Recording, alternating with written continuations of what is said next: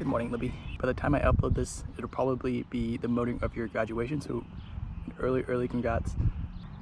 I was inspired by your last video to come outside and film something, and there's something very peaceful about this, so let's see how this goes. This past weekend, I went up to Raritan, New Jersey for a friend's wedding, and then following that, I went to Philadelphia for my sister's graduation for dental school. And one of the weird things that I noticed during this graduation was that obviously you're having a very small, ceremonial event, and all these professors are wearing their university gowns. They have all these caps on, and they're saying all these speeches. And granted, this was like less than an hour of speeches and kind of giving awards. Which, by the way, my sister didn't even get a diploma at this event, which is really funny. But that just goes to say that this entire thing is just it's symbolic. They're suggestive and they're signaling in some way.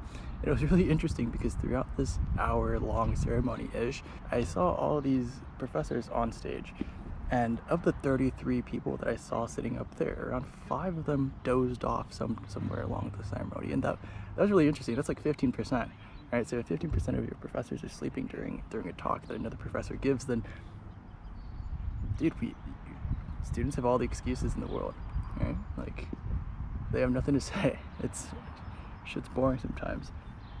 Some people's parents, they come on a 14-hour flight just to visit and see their kids do this. So doesn't it seem like a bit of a waste of time? But no, not really. You don't have to enjoy your graduation.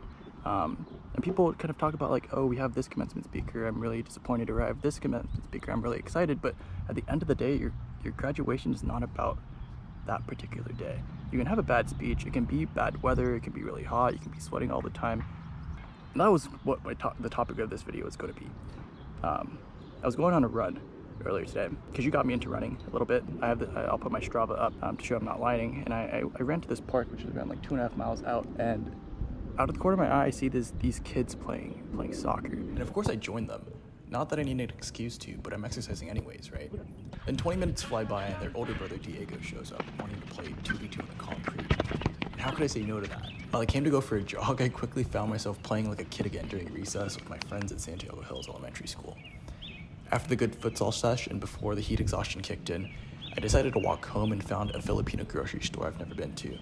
So I get an Arizona iced tea and a dragon fruit. But as I reach into my pocket for my credit card, I notice the apartment key is gone. I usually have it on a key ring and never lose it, but I didn't want to hear the jingling every step of my run. So I just took the fob, and it fell out of my pocket when I was running somewhere. So I find myself jogging back to the park to look for the fob, but I'm not even mad. Frustrated in the moment, but it's very temporary, and I'm not always good at compartmentalizing. I look everywhere from the concrete to the grass, and it's almost impossible to focus on anything, especially when my eyes just drift towards these red berries. Are these strawberries?